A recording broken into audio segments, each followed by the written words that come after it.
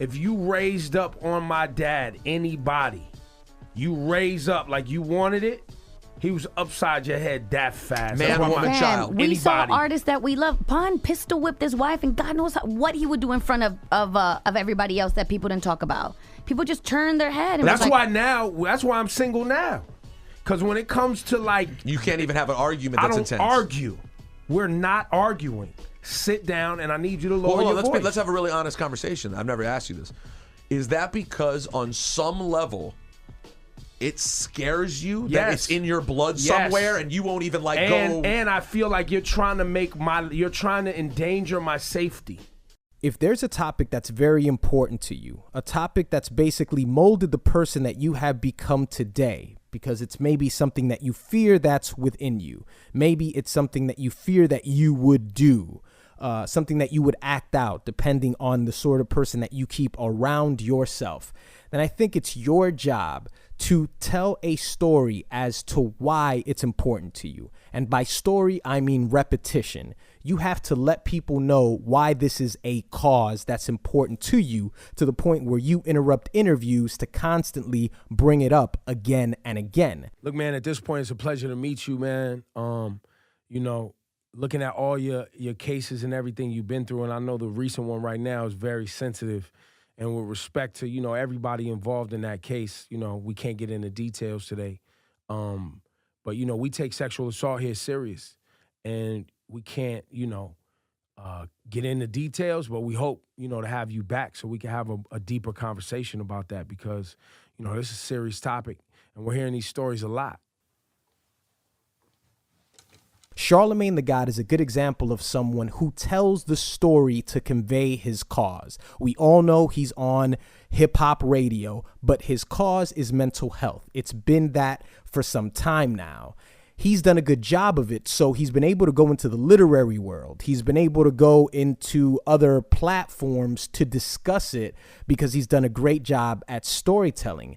Ebro doesn't do a good enough job at letting us know why it's important. And because of that, whenever we see a situation between a young artist and you, it always feels like it's about the artist and not about something that's very personal to you. I understand that I'm comparing it to mental health, and when discussing mental health with somebody, it's very easy for them to admit to that because there's obviously no legal implications in having mental health. So it's very easy to have a conversation, an open conversation with an artist when it comes to something like that. But if this is going to be your cause or something that's very important to you on a personal level, because remember, people, when we're discussing journalists, we're discussing people that within their work, within what they do, their personal values are interwoven in how they approach things. It's very embedded into the person that you are. Now, you are entertaining, but it's very important to you. If it's very important to you, then it's your job to let people know why it's important to you, because otherwise it's just going to be loud noise if you don't do it. If you don't do it and you ask Kodak Black a simple question of hey, you have these charges and I know you can't speak about it. Maybe we can go into detail, because remember, and that really wasn't a question. It was just rather a statement. Remember, he's leaving a door open for Kodak to basically just say, well, yeah, like you said, I can't really talk about it. Yeah, maybe then in the future we can discuss it. That's all that had to be said. That's all that Kodak really had to say, and then there wouldn't have been a moment. And by the way, speaking of a moment, because, I've heard a lot of people say that that they think that the Breakfast Club, they're trying to recreate sort of the Birdman moment.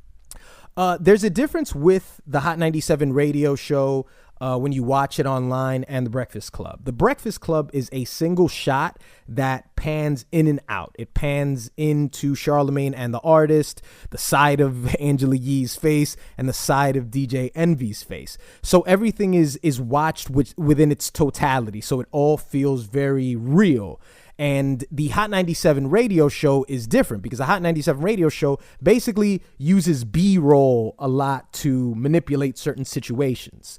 They'll give you a shot of Rosenberg. They'll give you a shot of Laura Stiles. They'll give you a shot of Ebro and, of course, the guest.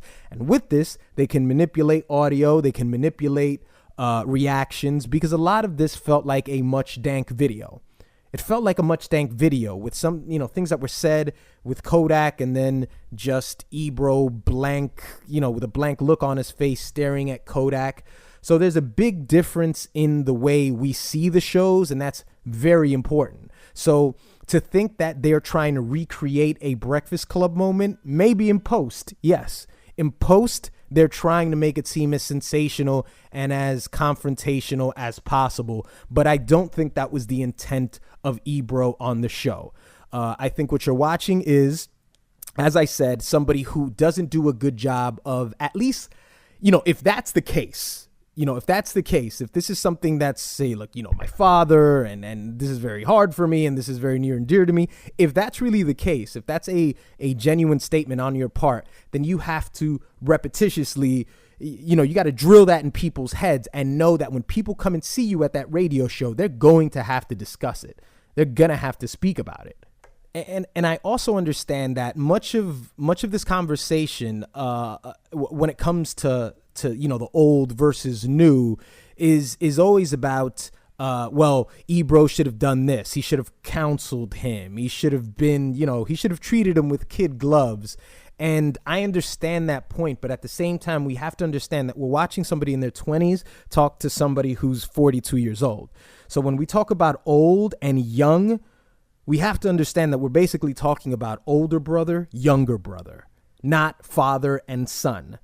These are completely different dynamics. So the idea that this should be some form of intervention and it should have been something more communal, then we have to be very serious about it. And we have to realize that as grown people, we all know that there is not a vast difference between a 40-year-old and somebody who's 25. There's just not that big a difference. Is there a difference? Absolutely.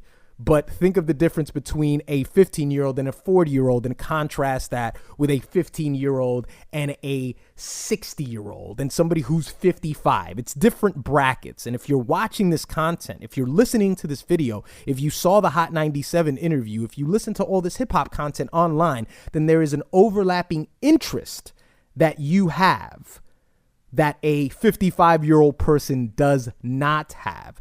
So when we want to talk about old versus young, we got to understand that there's not much separation. So everybody wants to talk about, he should be raining wisdom down upon him. And, when you can obviously see that Ebro's just as flawed and as hot-tempered as somebody who's, in his early 20s. So the idea that it's just silly, and we have to stop being so young-minded ourselves to think that life only exists between 25 and 45. You understand what I'm saying?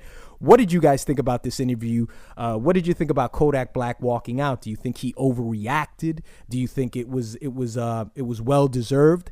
Please let me know in the comment section below, and I'll see you guys next time. I feel like sometimes when niggas like we going through shit, like y'all be entertained by bullshit. You know what I'm talking about? Mm-hmm. So it's like change the subject. I'm finna walk out. We'll change which subject?